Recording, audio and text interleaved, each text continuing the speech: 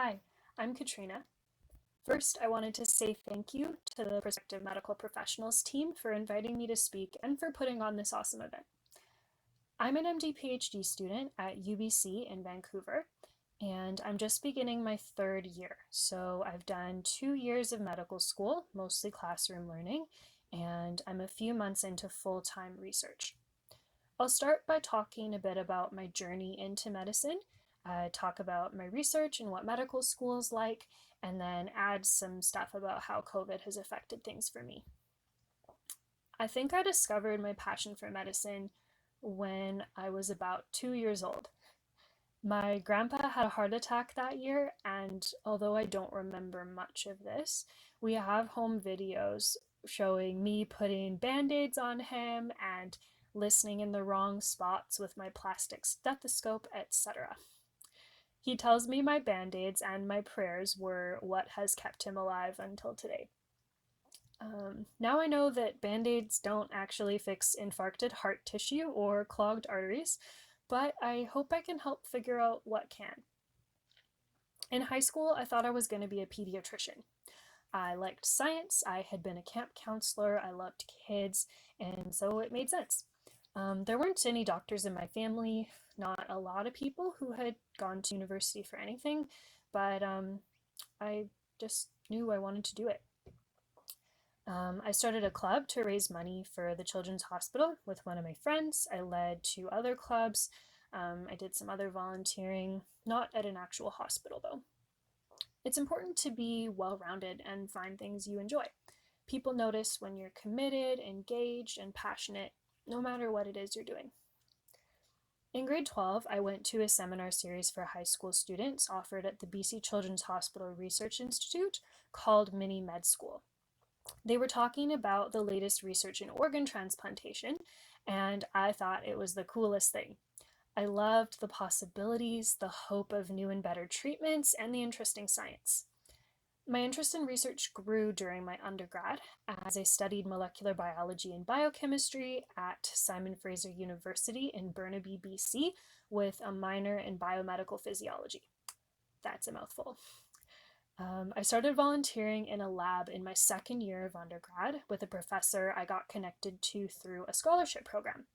Um, definitely worth putting in the work to apply for scholarships. One of the best things you can do to connect with professors, this goes for any teacher, boss, leader of an organization, is show interest in what's important to them. In this case, it was the professor's research. Do your background reading, demonstrate a good work ethic, and ask good questions. It's not just about being smart or charismatic. I kind of enjoyed that first volunteer position, but not really. I tried getting involved with some quality improvement research at the hospital, and I wasn't so into that either. So I applied for an NSERC Undergraduate Student Research Award with a professor at my university who was studying organ transplant rejection. That summer, I accidentally fell in love with research. It was so intriguing and exciting to me to work out the molecular mechanisms of disease and to feel that I was potentially making a difference for the future, helping patients with diseases that we didn't know how to treat yet. I also enjoy the aspect of discussing things with other scientists and sharing what I've found. I've chosen these aspects of my story to share with you, first to give you an idea of what got me where I am, but also to emphasize that your direction and your interests can change, and you might not always know where an experience is going to take you, and that's okay. One of my favorite examples of this started in my second year of undergrad. I joined a Christian community at my school because that's important to me and I wanted to make some friends. I randomly went to a retreat with this group, which was sort of against my better judgment because it took away time to study. But I met some really great people. And a few months later, two of these really great people decided they wanted to start a social justice club at our school. And they told me a little bit about it, and I was like, oh, that's cool, I can help, pick me. So I started helping. I was the secretary or something. And then at the end of that year, I was the president. And then I was the president of that club for 3 more years. And it ended up being not only a important point on my medical school application, but I also had to grow a lot personally because there were just some conflicts that happened, and leading wasn't an easy thing. But yeah, it was totally worth it, and I'm really thankful that that happened. The reason I tell you this, or the point is, make the best of the places you're in and the opportunities you are given, and remember that relationships with people are important even when you're gunning for medical school. Okay, on to medical school. It's pretty awesome, but also difficult in different ways than I expected. In the first 2 years of medical school at UBC, we have about 12 hours of lecture in a typical week. Lectures are usually given by specialists in whatever field of medicine we're learning about, and can be about a range of topics, from pathology to physiology to diagnosis to treatment, global health, social determinants of health, and more. We learn about other health professionals and their roles. We have patient speakers and advocates for the community talking about the gaps in healthcare and about patient experiences. Um, there's no courses, it's all one big mash. Um, some schools will learn about one body system for a month or two at a time. So they'll have like a cardiovascular block and a neurology block. But UBC does a spiral where we focus on one or a few diseases per week, and come back to the different systems repeatedly. So in one semester, we can learn about like stomach cancer and coronary artery disease and polycystic ovarian syndrome, do a little bit of pediatrics, a little bit of neurology, and then the next semester we might circle back around and do more reproductive system stuff. More intestinal pathology, get more into the neurology, maybe add some psych, etc. So it's cool because by the end of the week you have a sense of a new disease or condition. But at the same time, it's a lot of information, and I think that's something I wasn't expecting, I guess. We In addition to the lectures, we also have a few hours of anatomy or histology lab each week, which are really cool. You do get used to cadavers, but I gotta say, the smell of the formaldehyde goes through the gloves, and it is not fun when you're eating dinner later and you can smell it no matter how well you wash your hands. But holding a human heart in your hand there's nothing like it. It's so cool, and so it's totally worth it. A few hours per week, we also have clinical experiences. So you learn to interview patients, do different clinical exams, like listen to people's lungs and hearts. You can palpate the liver from the surface, etc. And we shadow family doctors in their clinics. And eventually we get to examine patients in the hospital and then try to make a diagnosis and discuss that with a doctor. The clinical experiences would be the most nerve-wracking, but also the most fun part of medical school for me. I love getting to sit down with a patient and chat with them, ask them a bunch of questions, get to know them, connect with them, and sometimes I can say something helpful, but at this stage, a lot of the time, it's really the patient who's helping me to learn how to be a doctor. We also spend a few hours per week in a small group. We call it CBL, or case-based learning. So we're given a patient case, and with other students, we need to figure out the diagnosis and the treatment. And we talk about like different treatment alternatives. We talk about how to discuss these things with patients, how to talk about how to bring up bad news, and just other different topics. They'll give us a few test results or a few symptoms that the patient has at the beginning, and then ask us a few questions, and then they say, oh, what tests would you order? And then the next day they've given us the test results or the x-ray or whatever, and then we keep talking about it, and they tell us then how the patient responds to the treatment. And yeah, it's kind of fun. And it's a really great way to synthesize the information that you're learning in lecture. We have one midterm, one final. Those are both, well, one midterm and one final on the main chunks of the material. Um, and it doesn't sound like a lot because usually, you guys will have a ton of exams at the end of a semester. But because it's so much information and you're really having to, you're never just regurgitating something you've memorized, it's always applying the information. Um, the exams are pass or fail, but the biggest thing is just having all this information in your head and being able to um, recall it when you hear about a specific set of symptoms, or to diagnose the disease, or when you hear, okay, this person has this disease, what are their treatment options, and it's pulling that information out. We also have a lab exam at the end and a practical exam. um, and then we have a small course just in the first year about like research methods, and so there's an exam for that, but it's not the biggest deal. um, yeah, and everything's pass or fail, so that it's a good reminder that the point is to learn. So medical school is different that way. um, but don't worry, the pass is like 65, so you're not rest assured, once someone has their MD, they're totally qualified. The first 2 years of med school or more will give you all the information and give you a little, you dip your toes in the clinic. But the real fun stuff I hear comes in third year. Yeah. There's also time for fun in medical school. I used to conduct the UBC Medicine and Dentistry Choir, and I have time for church and my Christian community. I like going for coffee and dinner with friends, and I go home and hang out with my family every few weekends. My classmates and I like to play Dutch Blitz at lunch break, and yeah, so it's I have a life. It's definite med school is definitely busy, but yeah, but it's okay.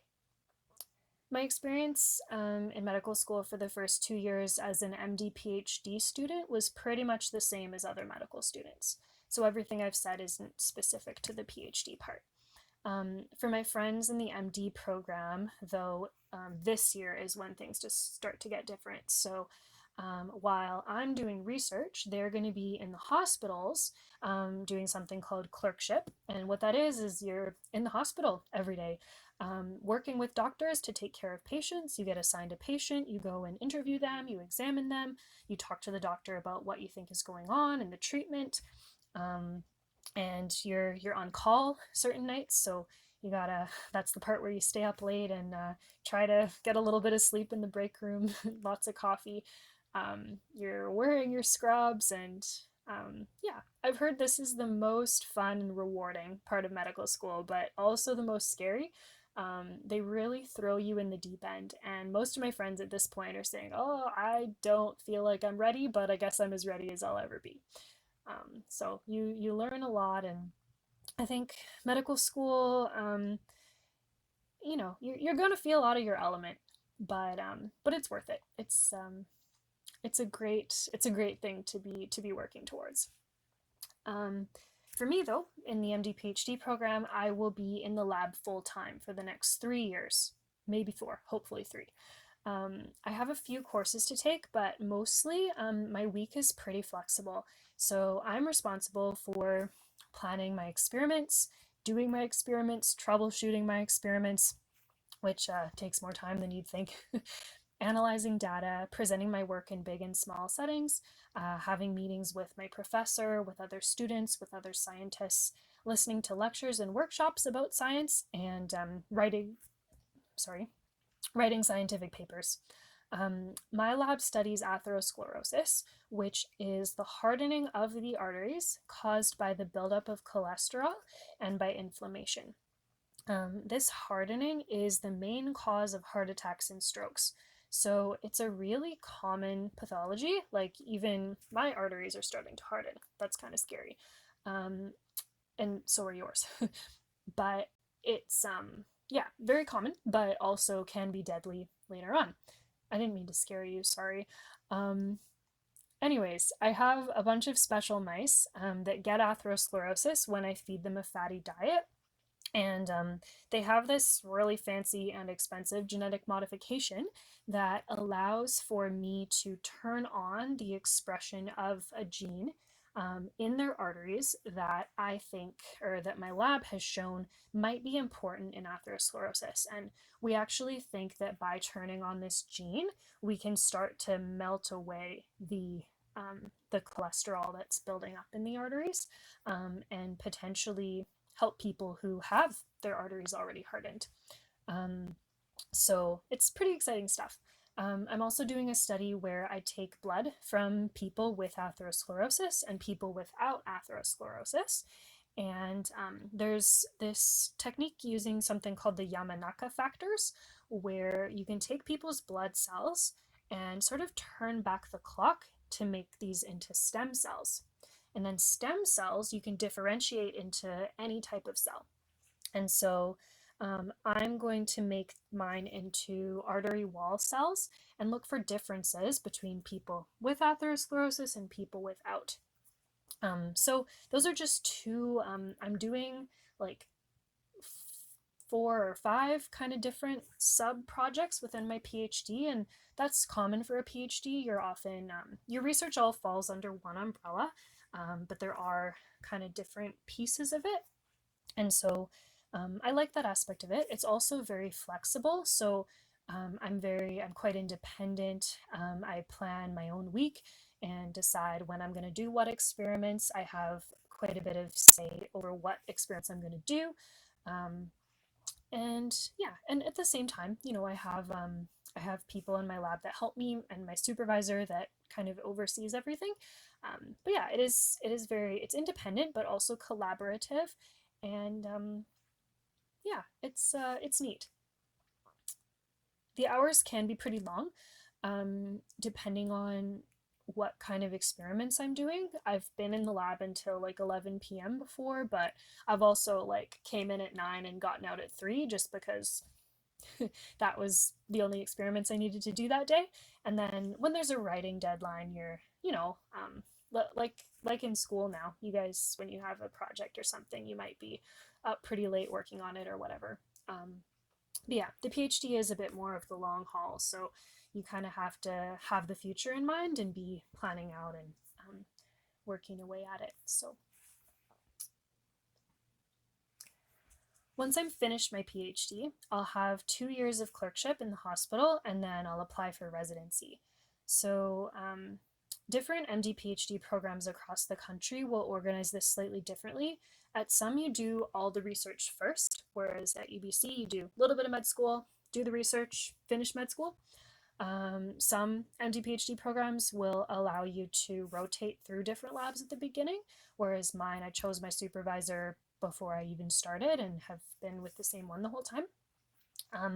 But all of them somehow combine medicine with research, and they're training us to be both clinicians and scientists.